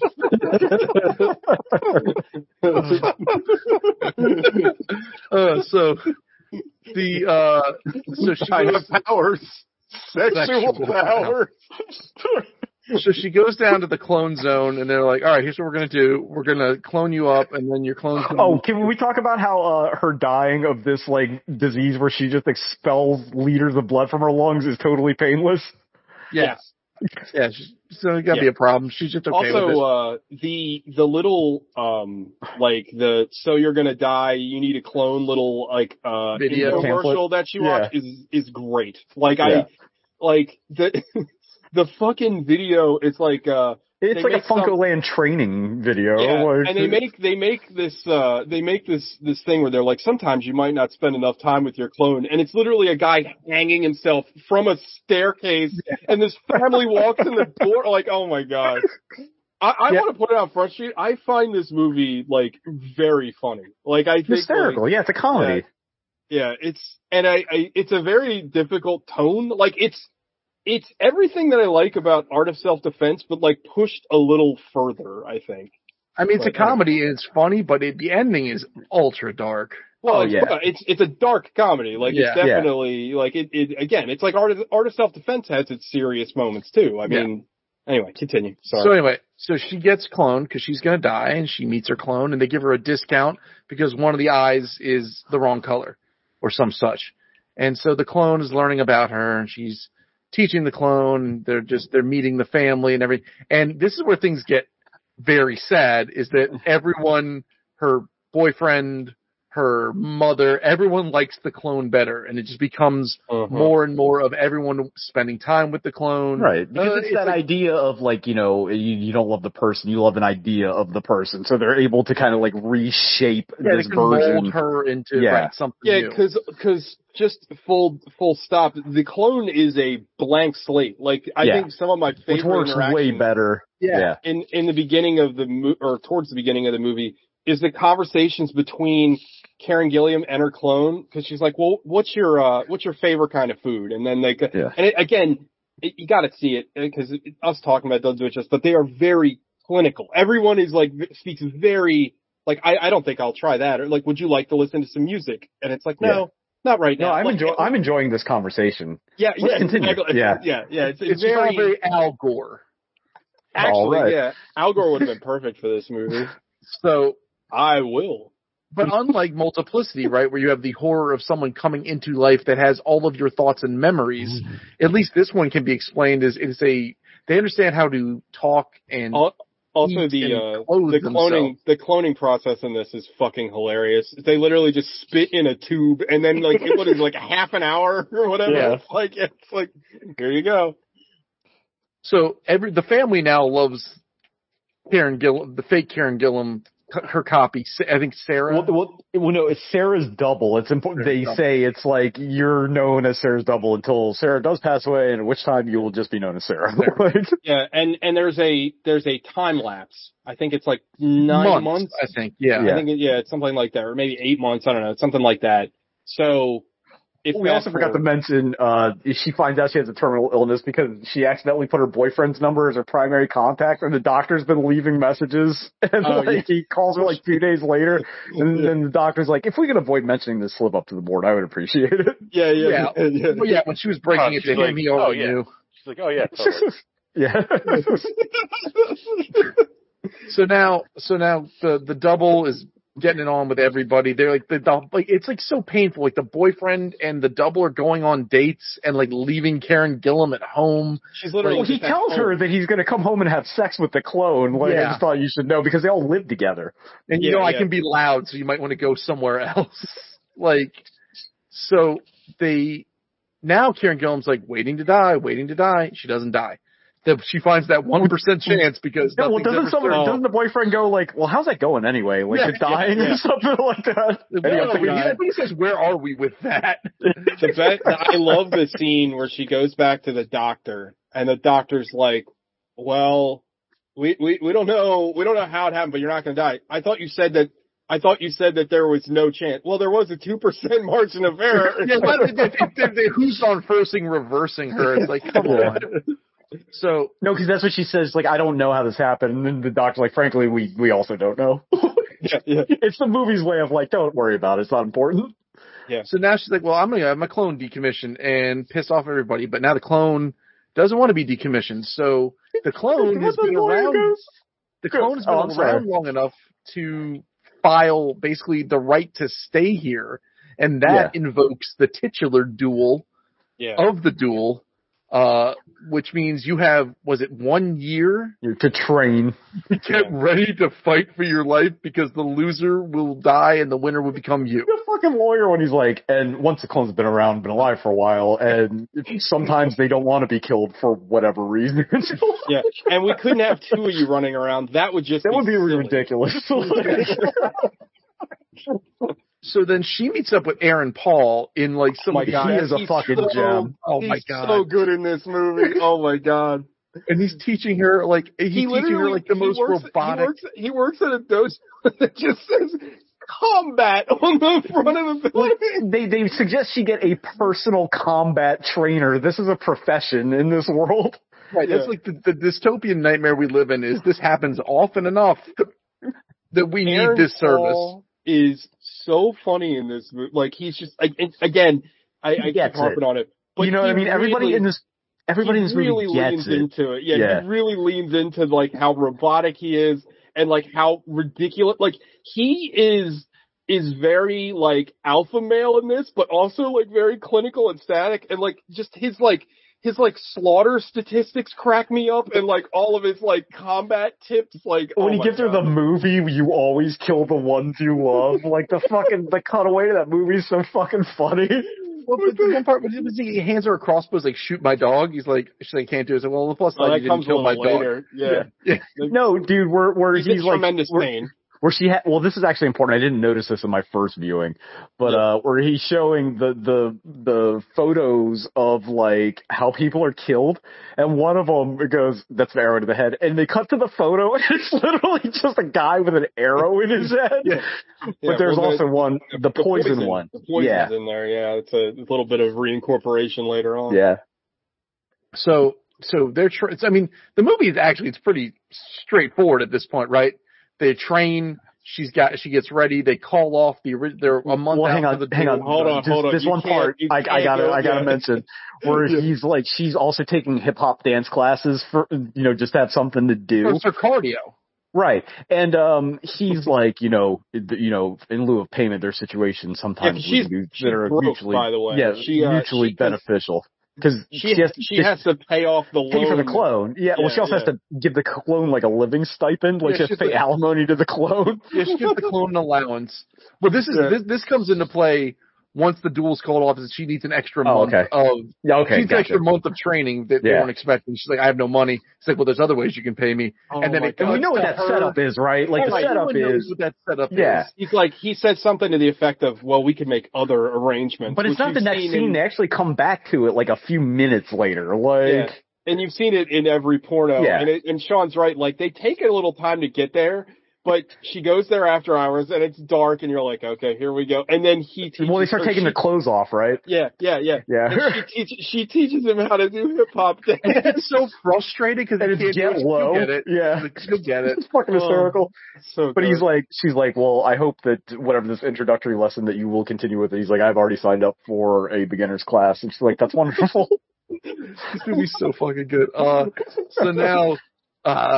So now it's time for the duel, or it's getting ready to be the duel, and Karen Gillan, the clone has shown up, and Karen Gillan, like, she's spying on Karen Gillan, and she hunts her down. And this is the scene you were just talking about where with the dog. Aaron Paul tells Karen Gillan he wants to test her killer instinct, so he's like, kill my dog. My dog is in tremendous pain. It's gonna die. And the dog's just sitting there. It's like a normal ass looking dog. Looks totally fine. But then the clone is out of the window, and she literally turns the crossbow out the window and shoots it out the window. Gogs, you're familiar with crossbows. Wouldn't work. Well, it has to be an incredibly sharp crossbow with an incredibly strong draw. You are it's gonna be like a 500-pound draw crossbow or some shit to maintain that trajectory, and then she put it in a dog outside, basically. Yeah, she kills the dog outside by mistake. Because I have a crossbow with an over 100-pound draw, and like if I did that, it would just bounce off the window. It might crack it, don't you think? Yeah, it depends on how close I was. Yeah. Only one way to find out. So now... hang on. Stand by. Get your dog on one side of the glass, though. Whatever side you think is safer. So she... Well, I got 3 of them. Oh, there you go. Are you crossbows or dogs? Oh, man. So she has a conversation with the clone, and they kind of come to like sort of an understanding or an agreement. They're like, all right, we're gonna bail. We're gonna bro out. Yeah, we're gonna go on the lam. So they start making their trek through the woods. That scene that has the little girls. Oh, right, in the pick up definitely. One of the kids is dying. Yeah, or dead. Well, no, one of the kids got kidnapped. Yeah, one of the kids is dead. The other one, like it was killed, kidnapped in a grocery store and killed. Yeah. So the other one just thinks that she was missing for a little bit. Yeah, absolutely. I missed that. Yeah. This movie's super sad. She's like, we lost my sister for a little bit at whatever Stop and Shop, but.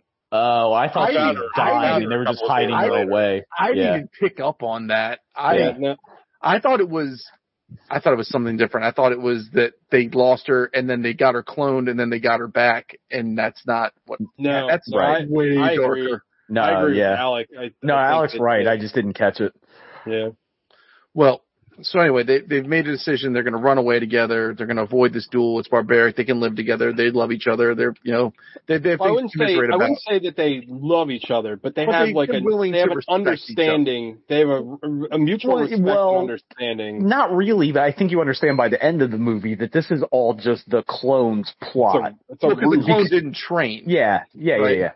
So this leads to probably another great scene in this movie where they go to the clone anonymous. Group? Yeah. Oh, I love after the outreach group. She's like, I love you too. Yeah. Obviously not in the way that one guy did, who clearly fucked his clone. Yeah. I mean, we don't have to fuck like that guy clearly did. Yeah, that was it's funny. This has, it does it way better than a Ghost Story, but it has the scene where the random guy tells you the theme of the movie. Yeah. But it works a lot better in this movie than it did in that, where he's like, if I knew this life was going to be like this, like, would I really want to live? Yeah. But it works. Like, it definitely works. Well, because it doesn't stop the movie dead to do it out of nowhere, you know what I mean? Like, it flows in the narrative. Agreed. Right, so they're hiking through the woods, and one Karen Gillan's like, I think we should hydrate. So I agree. Oh, maybe we should drink a little more.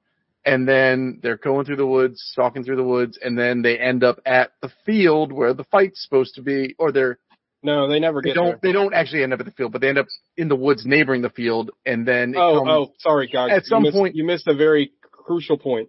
So on the way No. On the way to the woods, before they're gonna make their escape, they're driving.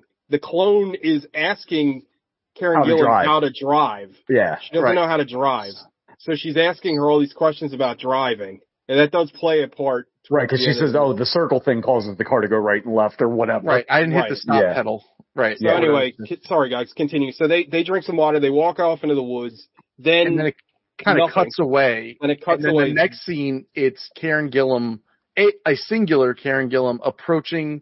Limping. Yeah, because obviously something happened. Approaching the scorekeeper's table, I guess, at the duel field, and said, I guess I got into a car accident. I couldn't. She says I couldn't tell. I couldn't differentiate the circle that makes the car move versus the pedal that makes it stop, and everybody's so dissociated. There's like, okay, that's a perfectly normal thing for somebody to say. Obviously, and I think the last thing you see of what we'll call real Sarah, I think it was like blood was coming out of her nose or mouth because she's obviously been poisoned. Yeah. Because it's the only way that the clone could have beat her. And then they even still must have got it on because the clone was roughed up. No, the clone's roughed up because she got in a car accident. The car accident. Oh, that actually happened. Got in a car accident. Yeah. You see the car at the end of the movie. The car's like all fucked up. I just assumed that was just from weeks of her not knowing how to drive at this point. Oh, I assumed it was. I guess it could be. Yeah, it could be. But in my mind, they still got into a fight because the real Karen Gillan knew what was happening. I don't know. I took it as a car accident, but I could be wrong. I don't know. Well, it doesn't matter. So now the clone is here, and everyone in the clone's life is fine with it. They're happy. Well, they all know. Yeah. Well, she says she's the original, and they all just agree with it. Yeah, it's like, fine. But then, in like the saddest turn of events, the clone life realizes that this is kind of a miserable life, and she ends up breaking down, crying, driving the wrong way on a roundabout in her jacked up car because she doesn't know how to drive. Because she's become Sarah. Karen, yeah. Right. And that sucks. Like, being alive sucks. It's that, like horrible ennui of just existing. Because there's a really great scene, where, earlier in the movie, she's talking about how, she doesn't have, cellulite or anything like that. The original's talking to the clone. And then the boyfriend's like, well, you need to start taking care of yourself because men have a much larger window ball. But it implies that, she's starting to age. She's becoming, an actual person. And then, all the horrors that comes along with that. Yeah, and it's also, I think it's also a statement on, it's like what happened in the Clone Anonymous thing where it's like, you fought all this time for this life that you didn't even want. All the sacrifices. You didn't know. You were all just the sacrifices that you made to survive for what? You killed the original for what? To live this miserable existence. And also, I mean, she's not without a conscience. She's a regular person. So even the murder of the original Sarah is going to weigh on her. It's pretty powerful. And it's she's already caught up to being that person to her life. It's earlier in the movie she goes, oh, it's her mother. Somebody should talk to her. And then by the end of the movie, she's already ignoring the mother. You know what I mean? Yeah. She's literally, she's speed run to get to the original. But that's the movie. That's it. That's it. Yeah. The movie just ends right at her breakdown, and it shows the woods, and then the credits roll. It's another movie where I can probably, and I think you guys probably agree, there's not an ounce of fat on this film. No. It is just, it is all idea the whole time. I wouldn't get rid of any of it. Karen Gillan's great in it. Aaron Paul is amazing in it. Everyone's... And I don't need any more. You know what I mean? No. It's perfect the way it is. Like, just leave it alone. Thank God it ended where it did. Like, it didn't need anything else. Like, I get it. Yeah. It ends on a gut punch. But like a worse movie sticks around with the clone longer, and it's like, no, we don't need it. You already know. You already get it.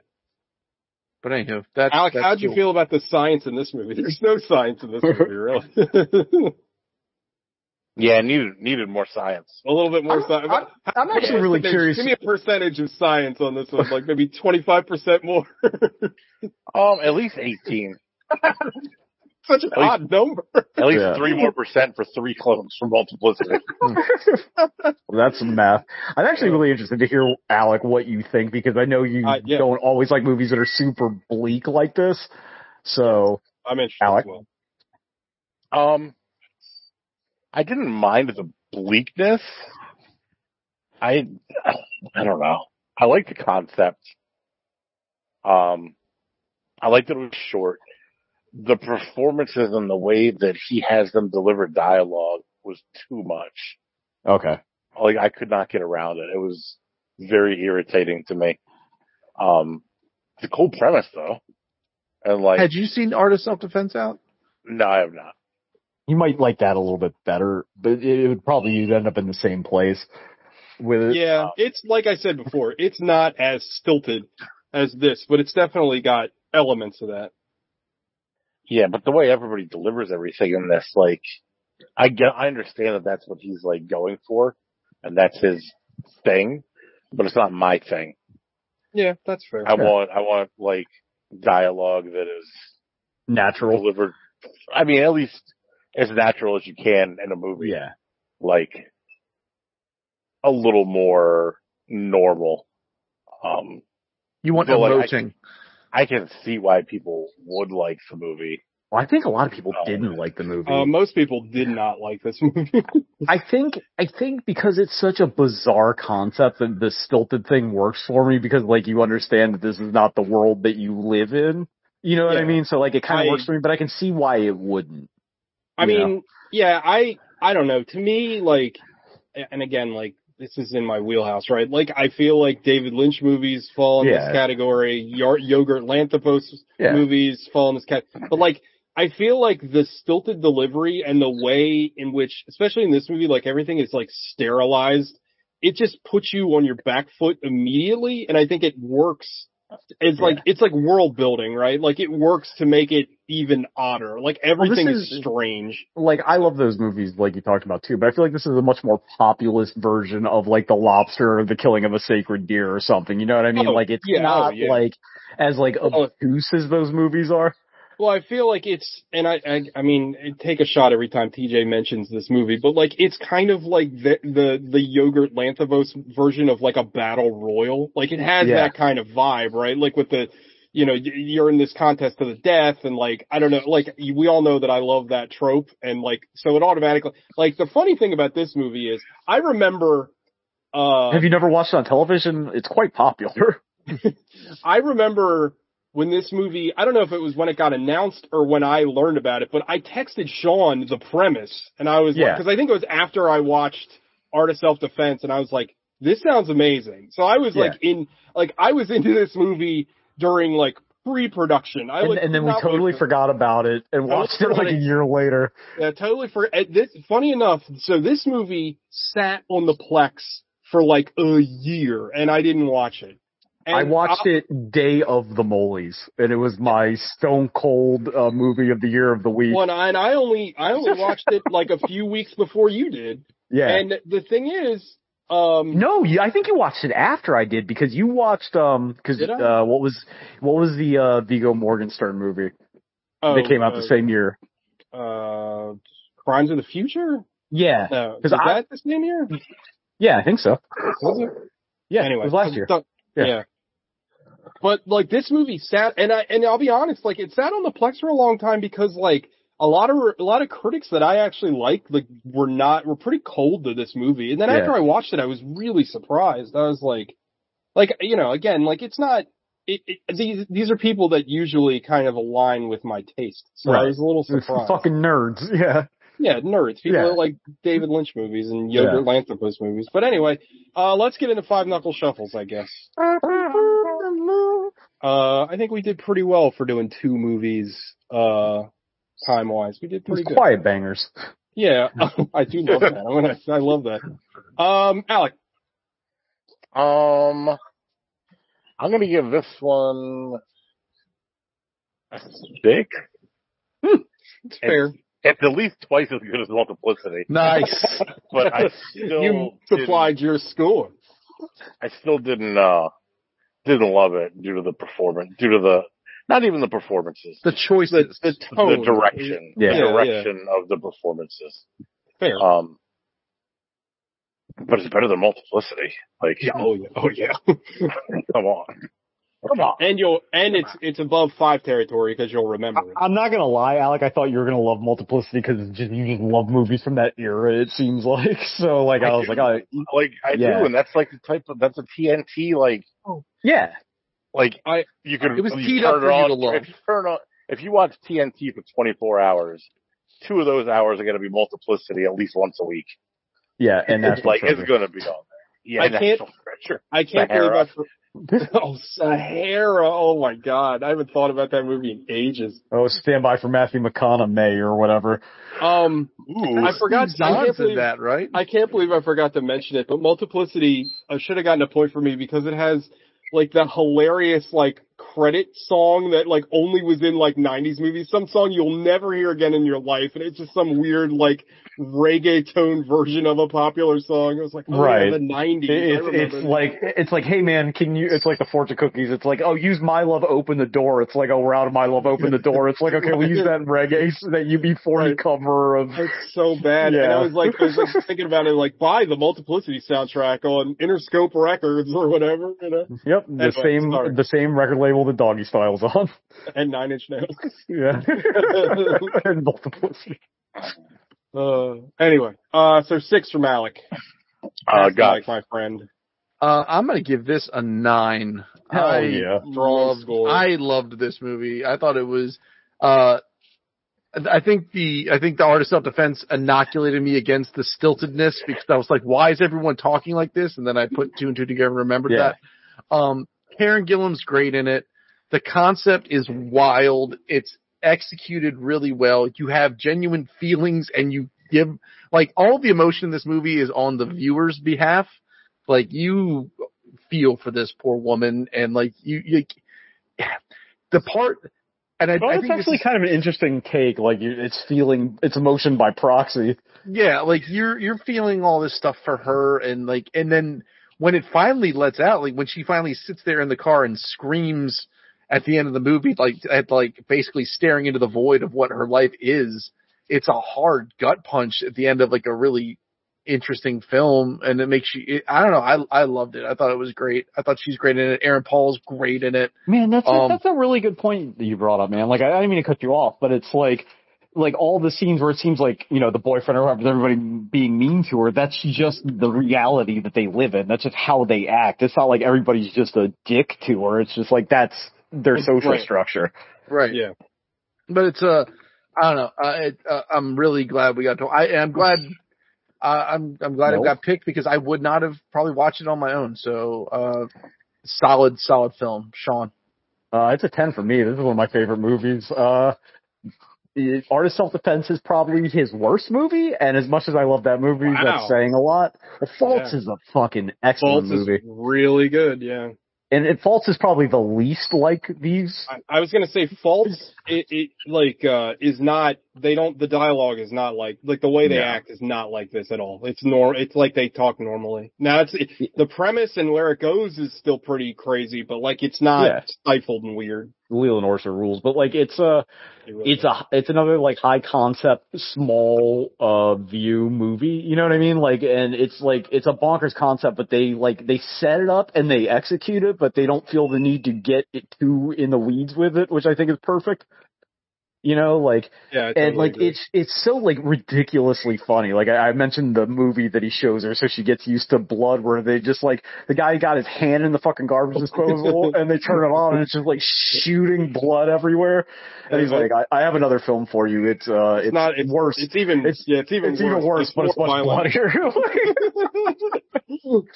Like Riley Stearns fucking rules, man. Like I'm just a big fan, and like this is the kind of movie I love. You know, like it's funny, but it's grim. It's like dealing with like existential crisis. It's like how fucking sad the world actually is. Like it's everything I love, man. Like everything you want, nothing you don't. I can't.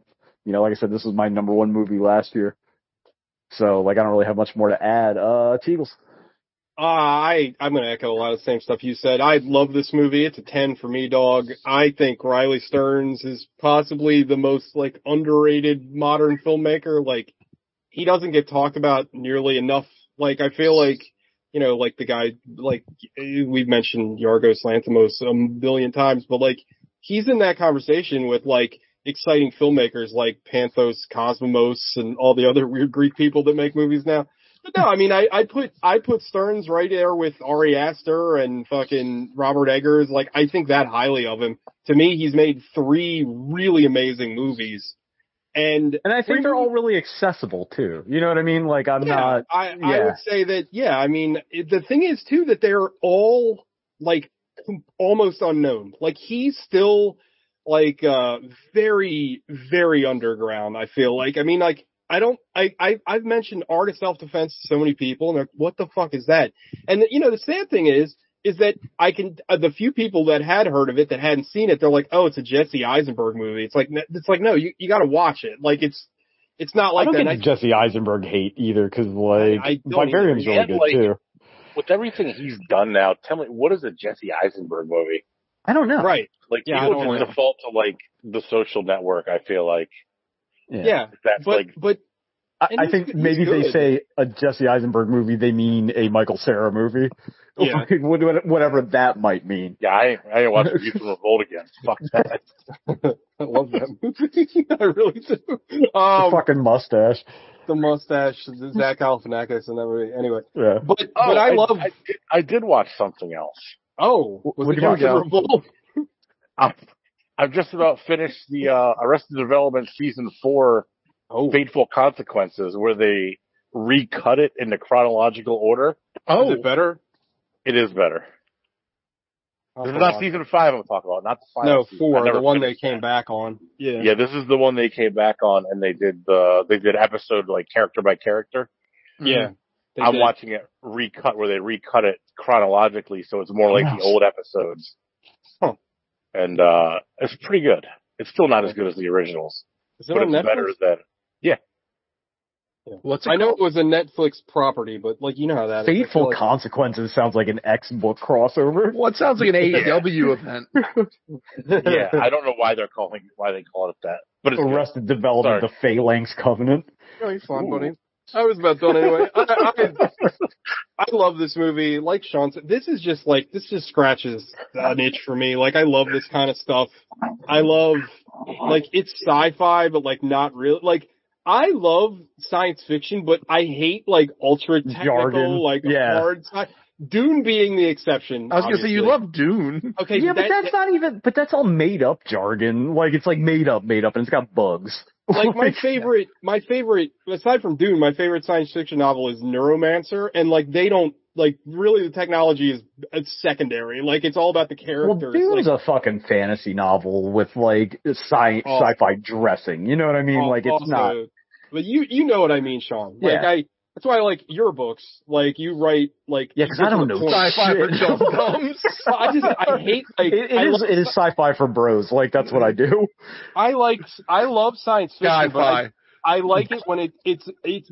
Like, again, I've also used this example during the show a bunch, but, like, I liked early Black Mirror, right? Because they use sci-fi tropes to get to interesting stories. It's like Blade Runner, right? Like, exactly. I don't give a shit how they make the replicants. You know what I'm saying? Like, that's not important. It's also not. Yeah, you beat me to it. Neither do not they. Important. Care. Yeah. And that's where I like this movie because and they hand wave all the clone shit. Like they they hand wave how she could like get back to being what she was sick with to begin with and how she got better.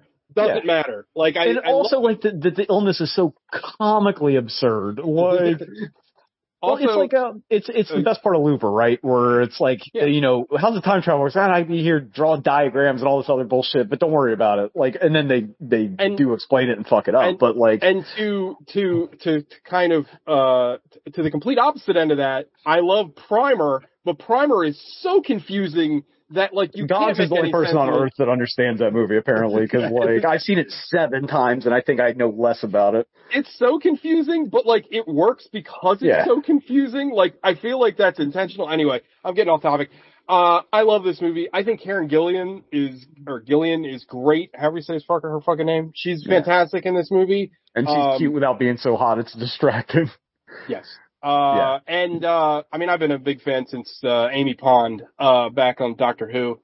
But also Aaron Paul, like one of his best performances. Like he's so good in this. Like also it's kind of funny. I don't think we brought it up at all, but Karen Gillan is pretty tall. She's like 6 foot. Yeah, she's like as big as he is. No, she's way taller than he is. So it's kind of funny, like, cause I don't know, it's just like a funny thing cause he's like the combat expert, but she towers over him, which is hilarious. Sorry, short kings out there. An axe does not require bullets to slice through an arm. Dude, the scene where they like pantomime the fight, it was like, oh no, but they're like little kids, like, oh no, you stabbed me, but it's like hyper technical, like you stabbed me, but you missed my my C4 vertebrae, and it like. Oh, I love this. Anyway, I love this movie. It's why I picked it. I mean, I think this movie's fucking great. I was just excited to watch this movie again. I've watched this like 4 times. I really, really like it.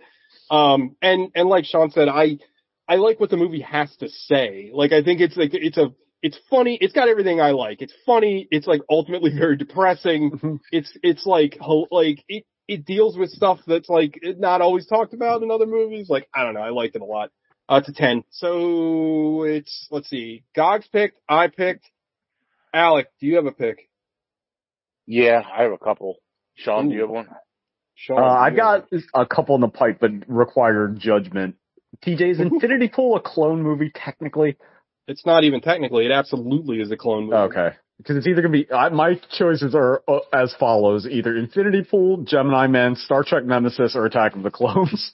So. No, not Attack of, please not Attack of the Clones. Oh. It has it in the fucking name, TJ. You had 7. I like how you have 7 picks. 4. It seemed like a lot. There's a lot. You know, Attack of the Clones is only 2 hours long. Did you realize that? If you would have asked, I would have said it was 2 hours and 35 minutes easy. 100%. I told you it was 3 hours long. It doesn't. So what do you got, Alec? I also think Is it also Attack of the Clones and Star Trek Nemesis? No, neither one of those. Oblivion, Gemini Man, or The Adventures of Pluto Nash, which is apparently a clone movie. That's a clone? There is a clone in it. I've never seen that. If we want to watch something good, Logan. Oh, yeah. Right. Technically, there is a clone in that. There's not technically. It is a clone. Alec, you make your pick, and then I'll make my pick based on your pick afterwards. So you go, and then mine will be last. I think I'm going to pick Oblivion. Have you guys all seen Oblivion? Yeah, the movie slaps. Is that I'm looking forward to it. Yeah. It's like Moon for dummies. It's fun. I don't think I've seen it. I've never seen it, but I've heard good things, so I'm looking forward to watching it. Okay, then I'm going to pick Attack of the Clones. Nice. Nice. I was hoping you'd pick Infinity Pool, because that'd be a good old 2v2 episode, I'm pretty sure. I don't even know if you haven't seen it yet, have you? No, but I like Brandon Cronenberg. Yeah, it's pretty out there. I like Possessor. You all might like it, I don't know. But if he's going to pick something good, I can't go. We can't, you know how it goes. We can't have too many good things on there. I'd be shocked if you don't change your mind and pick Gemini Man. I feel like we talked about Gemini Man when this month got. I'm saving it. I'm putting it in the back pocket for the inevitable, like, Hitch month or whatever the fuck we do when we get around to that. Hitchmas. Do we have anything for December? I don't know. Hang on, let me check. I don't think so. Oh, Death Wish You a Merry Christmas. Oh, okay, we can't get rid of that. That's a good one. Yeah. Oh, that's a real good one. We need a January and a February. January and a February. Okay, January can be the pursuit of crappiness. It can be all Will Smith movies. There we go. Perfect. Really good. Oh, that's really good. Oh, bravo, Sean. So we'll watch Gemini Man in January. Oh boy. Can't wait. I gotta get a TV that will support the frame rate or whatever. So it'll give me time. That's right. All right, everybody. All right. That's a show. You know what to do. Eat your own ass and set boundaries, and we'll see you next time. Don't post your surfing pictures, or if you already have, please take them off. Hey, Later, boys. Sean. Yeah. Before you go, did I ever send you that TikTok of that guy?